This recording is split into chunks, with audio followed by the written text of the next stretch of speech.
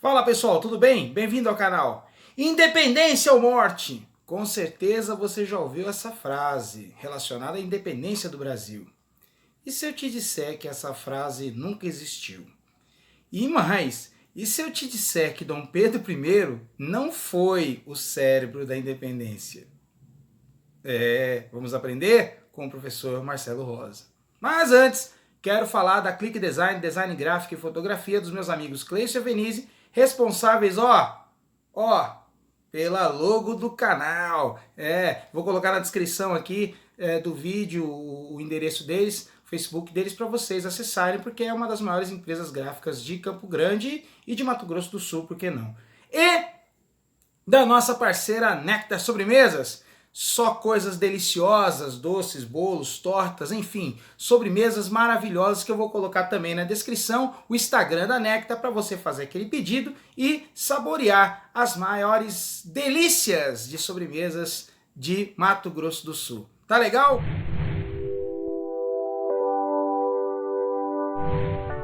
Bom, hoje é 7 de setembro. 7 de setembro celebra-se a independência do Brasil. E em relação à independência do Brasil, existem muitos caminhos que a história percorreu por aí, certo?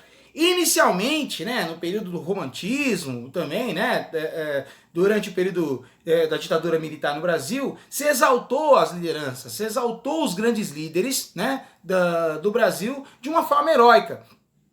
E Dom Pedro I não foi diferente, Foi colocado como grande líder do movimento da independência, A independência do Brasil foi o grande marco político de desenvolvimento do país, O quadro do Pedro Américo, que você já deve ter visto, chamado O Grito do Ipiranga, que é um morro, próximo ao Riacho do Ipiranga, onde o Dom Pedro está montado no cavalo, assim, imponente, com a espada para cima, gritando independência ou morte, e claro, todos aqueles dragões da independência cercando Dom Pedro num momento único da história, Então todas essas características heróicas estiveram presentes dentro da historiografia brasileira, para contar a história da independência do Brasil.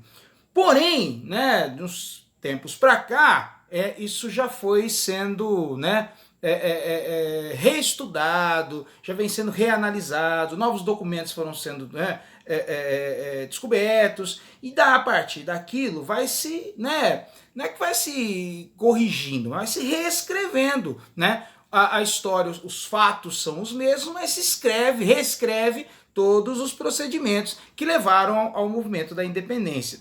E aí, um dos livros, as obras mais recentes que surgiram em relação à independência do Brasil foi o livro do Laurentino Gomes, 1822, é uma trilogia do Laurentino Gomes, então 1808, o 1822 e o 1889.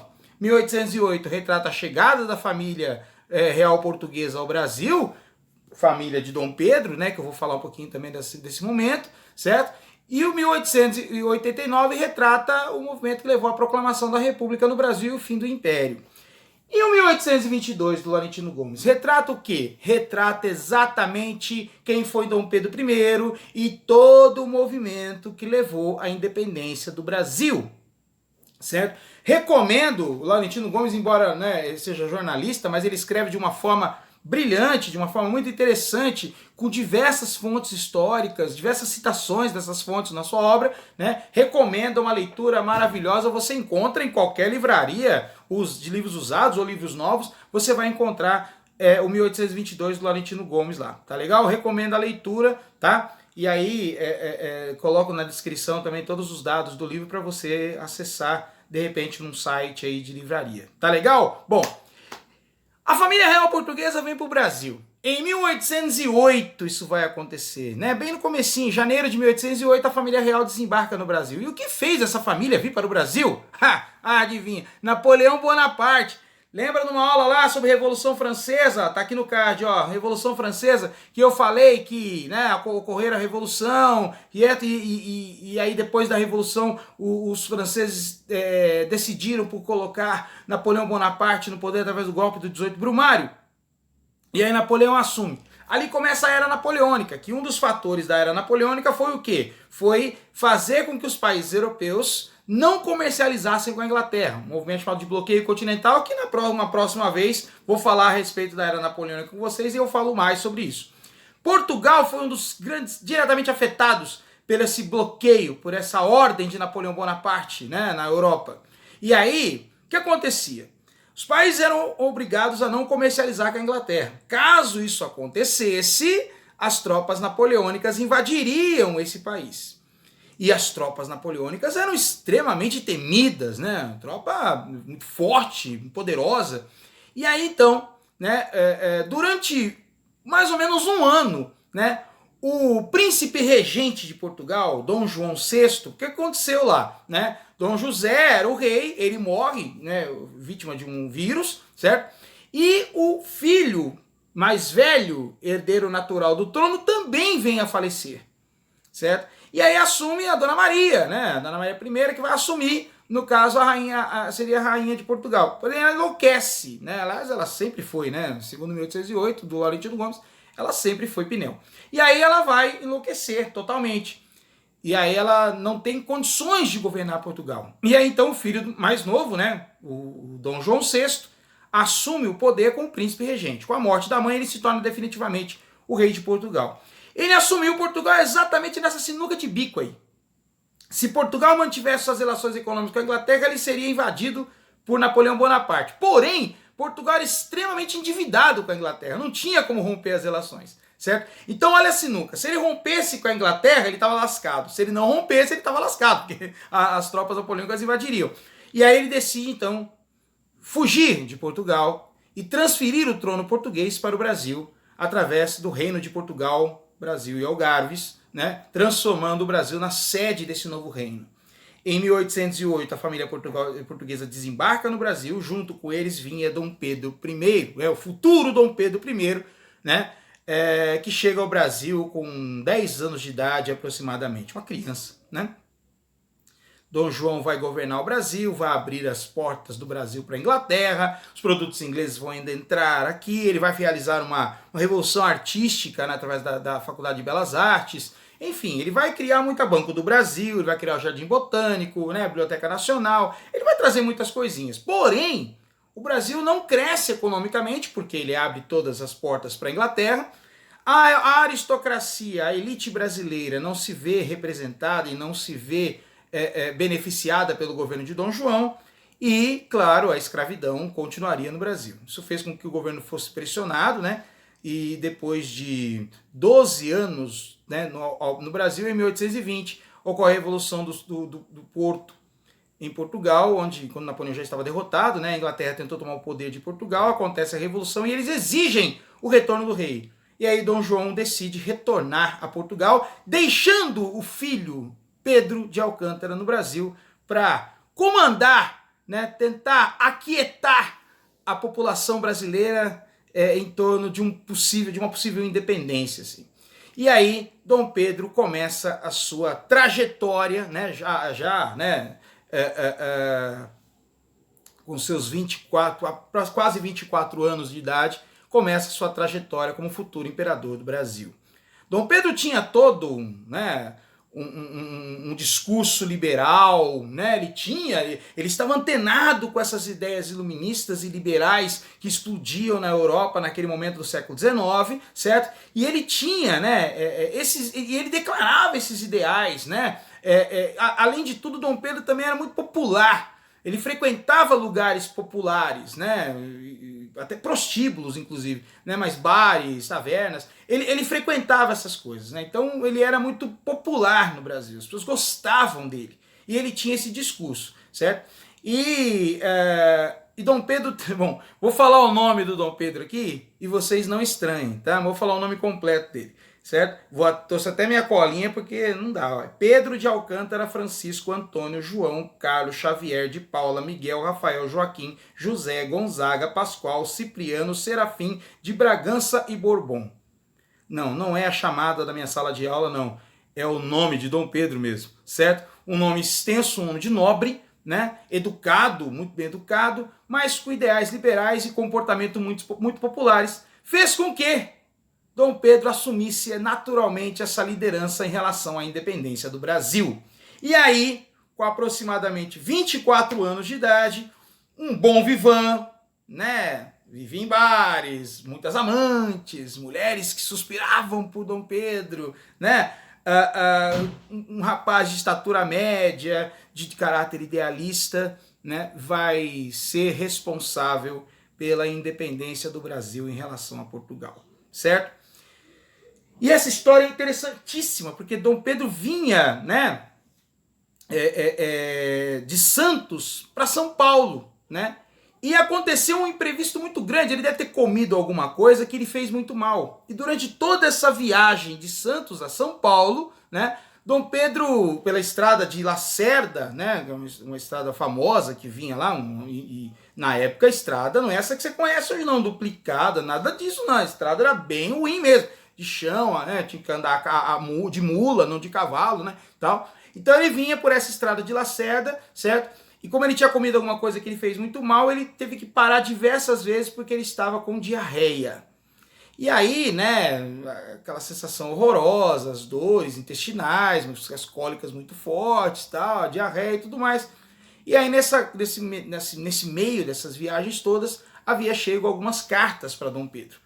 Uma delas do seu fiel escudeiro José Bonifácio e outra de sua esposa, a Imperatriz Leopoldina, que eu vou falar dela daqui a pouquinho, certo? E essas cartas diziam que o cenário era muito, né, preocupante, né, que havia defensores de Portugal, do governo português que não queria ser governado por um jovem idealista, né, que queria continuar mantendo as relações com Portugal, que havia medo desse movimento que se amadurecia cada vez mais da independência do Brasil e tal. E aí Dom Pedro teria dito ao padre que acompanhava, ao vigário que acompanhava naquela comitiva, a seguinte frase: as cortes me perseguem, chamam-me com desprezo de rapazinho e de brasileiro. Ó, com desprezo de brasileiro. Né? Pegou o dado, certo?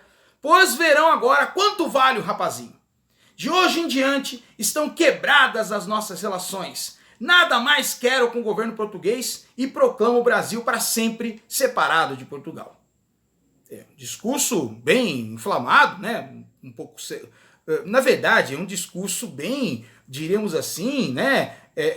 Com raiva, né? De ter sido zoado pelos portugueses, de ter sido menosprezado pelos portugueses. Na verdade, por essa fala dá a entender que o Brasil se tornou independente por causa de uma vingança de Dom Pedro tal, por ter sido menosprezado ou desprezado pelos portugueses.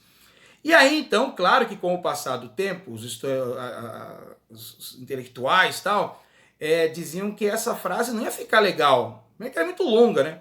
Não ia ficar legal para representar a independência do Brasil. Tinha que ser uma coisa muito mais patriótica, uma coisa muito mais, né, viril, uma coisa onde você doaria a vida pela independência. Entendeu? E daí vem a frase independência ou morte colocada dentro dessa historiografia romantizada, né, da independência do Brasil, certo?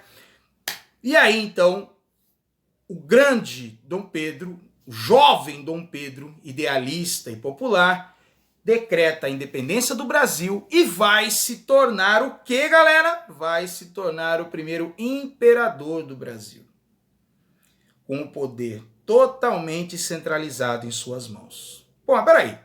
O cara era idealista, iluminista, liberal e virou um governo centralizador absolutista? E digo mais, tirano e autoritário também, tá? É isso aí também, beleza? Mas o governo de Dom Pedro I é uma outra história. Hoje nós estamos falando da independência do Brasil, certo? Que vai ser realizado, né? Vai ser decretado na estrada para São Paulo, na estrada de Lacerda para São Paulo, certo? Em meio a diarreias, né? Com um discurso um pouco mais revanchista do que realmente ideal, liberal, né, de independência. Tá certo? Esse foi o movimento de independência. Só um adendo rápido, embora seja um adendo, mas de muita importância, falar um pouquinho da Imperatriz Leopoldina, austríaca da família Habsburg. A Imperatriz Leopoldina foi, sobrinha de Maria Antonieta, né? Revolução Francesa, lembra do card lá, Revolução Francesa, certo? Onde ela vai ser decapitada pelos revolucionários. A Maria Leopoldina, a Imperatriz Leopoldina, ela vai se casar com Dom Pedro em 1818 e teve 7 filhos com Dom Pedro. Na verdade, teve um oitavo, que esse oitavo filho, né, ela sofreu um aborto, né, já próximo da sua morte, e aí ela não teve esse filho, mas, né, estava grávida, inclusive. Aliás, durante todos os anos em que ela foi casada com Dom Pedro, ela ficou grávida, porque ela teve vários filhos, um por ano praticamente, certo? E, inclusive, um desses filhos foi Dom Pedro II, Pedro de Alcântara, que vai ser o segundo imperador do Brasil, e isso é uma outra história, que é o Segundo Império, certo? A Imperatriz Leopoldina é uma pessoa muito interessante, assim, né? Ela não tinha muito... Ela não ligava muito para essas condições físicas, né, de vaidade, nada disso. Ela era uma pessoa extremamente intelectual, né, que ela tinha um carinho, né, ela tinha uma admiração muito grande pela biologia, né, pelas flores, pelas borboletas, pelos bichos encontrados no Brasil, pelas frutas, certo? Encontradas no Brasil, certo? Mas com o passar dos anos, com o casamento de Dom Pedro era extremamente abusivo, Dom Pedro era extremamente autoritário, não lhe dava carinho necessário, pelo contrário, né, ele humilhava a Imperatriz Leopoldina, né, inclusive em público, porque o Brasil inteiro sabia do seu romance, né, principalmente com a Domitila de Castro, que seria futuramente a Marquesa de Santos, né, era pública o romance dos dois. E aí, por causa de tudo isso, desse descaso, por condições de descaso econômico também, ela entrou numa depressão profunda, certo? E ficou muito doente, e no dia 11 de dezembro de 1826, ela faleceria aos 29 anos. Por que a importância da Imperatriz Leopoldina? Porque ela e José Bonifácio praticamente arquitetaram a independência do Brasil. Foram eles que arquitetaram a independência. Dom Pedro só a proclamou. Mas quem arquitetou o processo de independência foi a Imperatriz Leopoldina, que era amada pelos pobres, era amada pelo povo e é homenageada até hoje, inclusive, com uma escola de samba no Rio de Janeiro chamada Imperatriz Leopoldinense. Tá legal? Bom, pessoal, 7 de setembro, boa independência para nós. Esse é o vídeo que eu tinha que trazer para vocês para falar a respeito disso, para a gente tirar um pouco aquela ideia romancista de independência ou morte, porque não foi nada disso. Tirar essa ideia que Dom Pedro é o grande herói, né, o grande proclamador da independência, que também não é nada disso. E também, mais uma vez, aqui recomendar o livro do Laurentino Gomes, 1822, para você, porque é uma leitura obrigatória. Tá legal? Forte abraço e até a próxima aula. Tchau!